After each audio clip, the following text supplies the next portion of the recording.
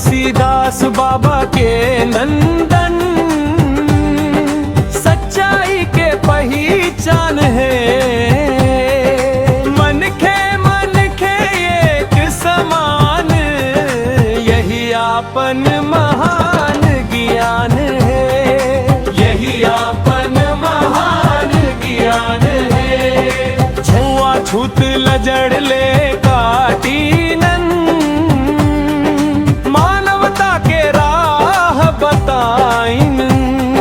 दया प्रेम और करुणा सिखा के, जीवन लपावन बनाइन। जीवन लपावन बनाइन। सतनाम के बानी गावे, हर घट घट मां जोत जगाए। पंथी धुन मां नाचाई जनता, गुरु जी के जस गुण गाए। गुरु जी के जस गुण गाए।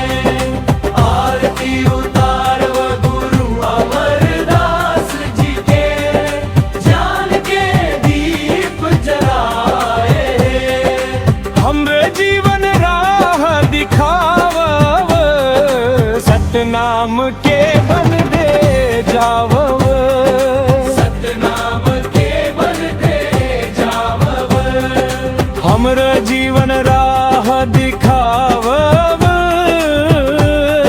सतनाम के बल दे जावव।